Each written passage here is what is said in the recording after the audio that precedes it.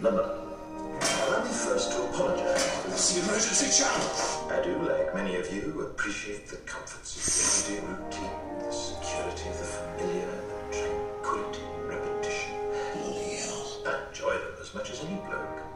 But in the spirit of commemoration, Exactly. whereby those important events of the past, usually associated with someone's death or the end of some awful bloody struggle, are celebrated with a nice holiday, I thought we could mark this November the 5th, a day that is sadly no longer remembered, by taking some time out of our daily lives to sit down and have a little chat. There are, of course, those who do not want us to speak. You think, just let me think. Even now, orders are being shouted into telephones, and men with guns will soon be on their way. It's Chancellor Sutler. Damn it. Why? Because while the truncheon may be used in lieu of conversation, words will always retain their power. Words offer the means to meaning, and for those who will listen, the enunciation of truth. And the truth is, there is something terribly wrong with this country, isn't there? You designed it, sir. You wanted it foolproof. You told me every television in London. Cruelty and injustice, intolerance and depression.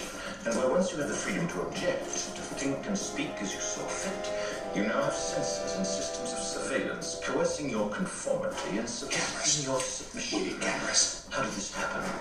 Who's to blame?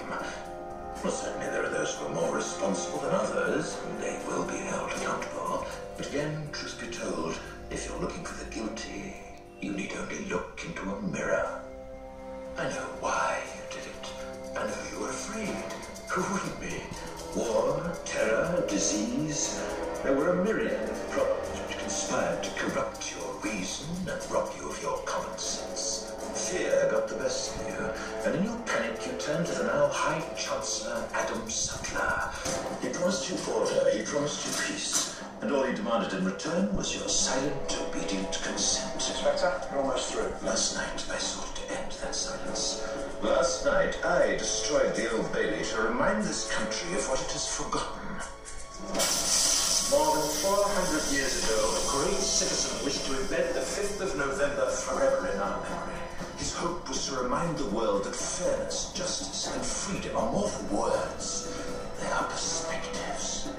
So if you've seen nothing, if the crimes of this government remain unknown to you, then I would suggest that you allow the 5th of November to pass unmarked. But if you see what I see, if you feel as I feel, and if you would seek as I seek, then I ask you to stand beside me 1 year from tonight, outside the gates of Parliament, and together we shall give